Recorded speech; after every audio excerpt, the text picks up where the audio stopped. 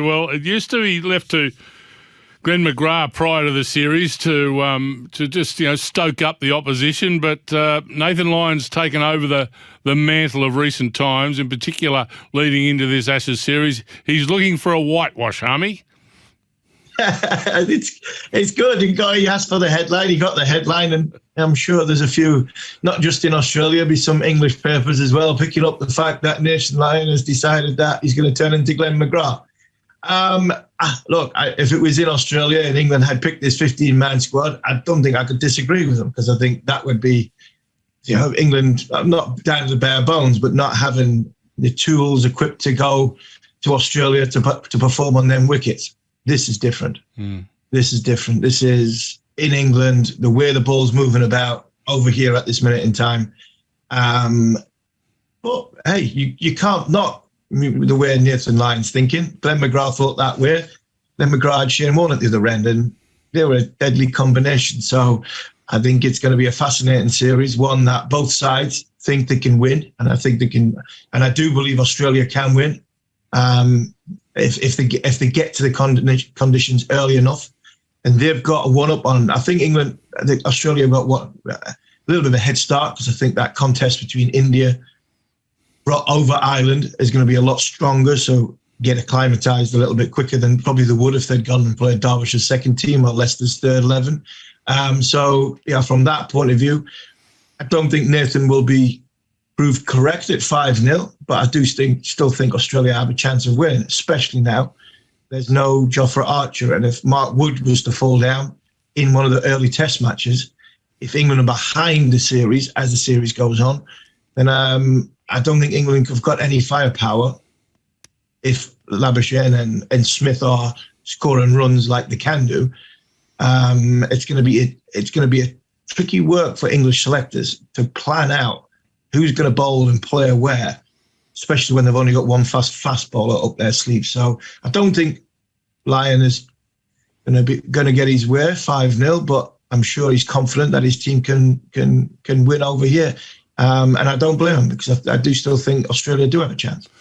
As the world's become a smaller place over time, I think the mind games and the banter pre a series and during probably they're more on the irrelevant side than the relevant side these days. But what I do think is still very relevant is the pressure of a game and the pressure of a situation. Players see so much of each other these days with 2020 tournaments and touring so much more during this millennium of cricket than what they did in the pre-millennium. I just think, the pressure of the moment is now the key. The other stuff is quite peripheral. Are you thinking a bit the same way, Harmy?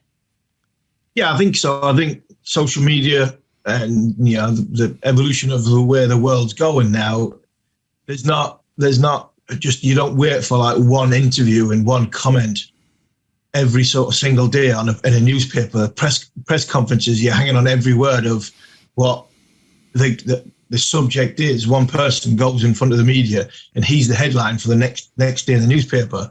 By the time the lads have had an ice bath, gone and had something to eat, there's about 4 or 5 of them put their comments on Instagram or social media of what their brand is. So you know where everybody's at. You know what people are thinking. You know the mind games that are playing. There's a couple of things in this. There's no English football to sort of coincide with the Ashes. That was like 2005. There's pressure on the Ashes series because it's in England. I think the way the ball, talking about the ball moving and everything like that, it does make England's team selection a little bit stronger because of the conditions we're in. I always felt going to Australia, you played against the whole of Australia. I think this year, Australia are going to come and play against the whole of England because I think with what happened last time, England losing heavily, I think the way the sporting calendar works this year, it's all about the Ashes. I look at this Bazball team and the way England are playing. I think they've got their own added pressure of can they do that in the Ashes?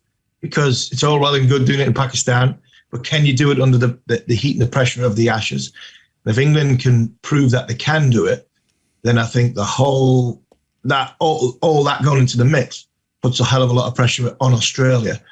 Because I think for the first time for a long time, I think Australia will play against the whole of England, not just the England cricket team. Because sometimes you can get lost in little parts of England when you go into these little places and you can get away from the Ashes. I don't think for 6 weeks this time you're going to get away from the Ashes if you're the touring side. And I think that brings England even more into the favourites category. Going to be an extraordinary sporting period there in the UK for this Ashes campaign. A couple of the other news items that have been getting about from an international cricket point of view, and Harmy, the soft signal is being ditched by the ICC.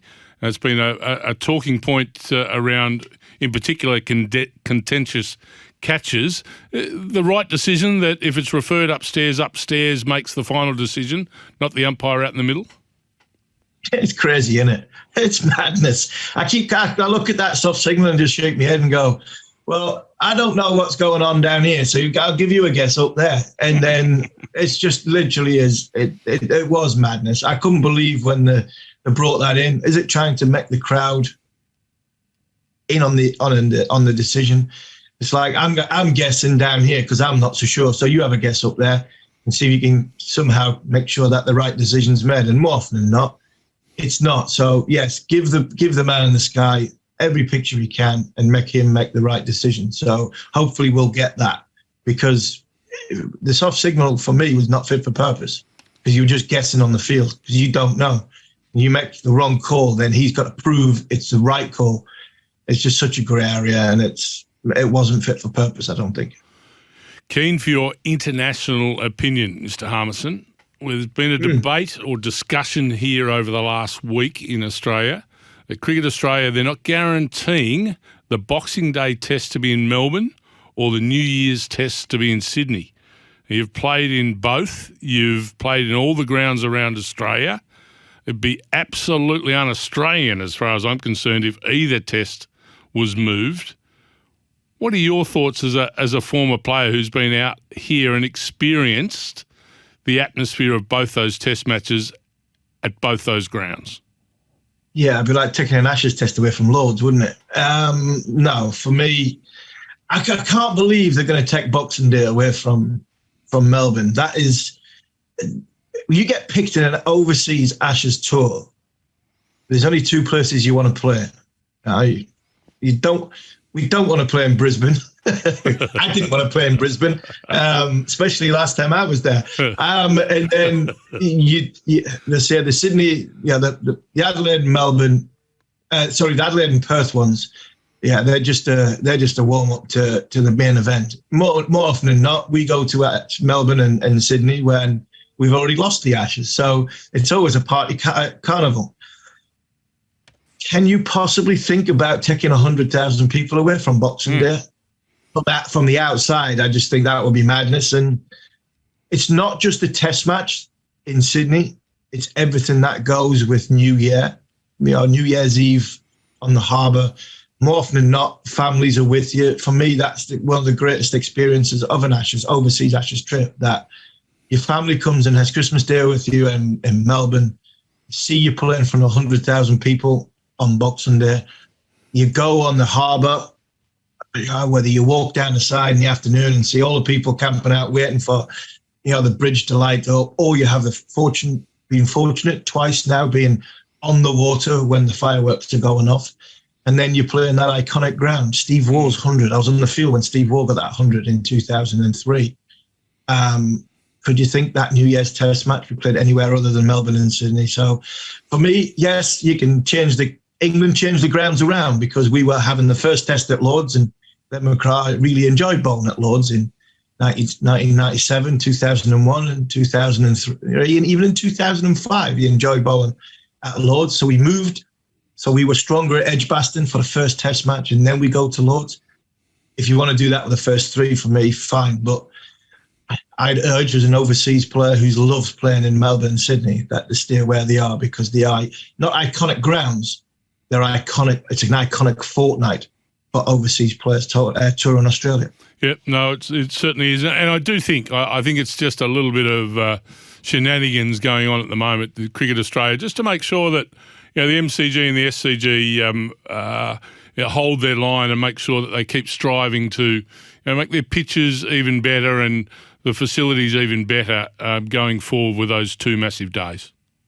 We did that here, though, Sam. We had that here in England, where Headingley was getting tatty.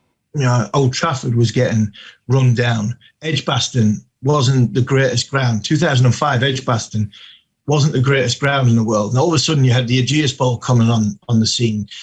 Welsh government put Cardiff onto the map when it comes to the cricket ground. My home ground, Durham, had a revamp, and Durham looked a beautiful cricket ground.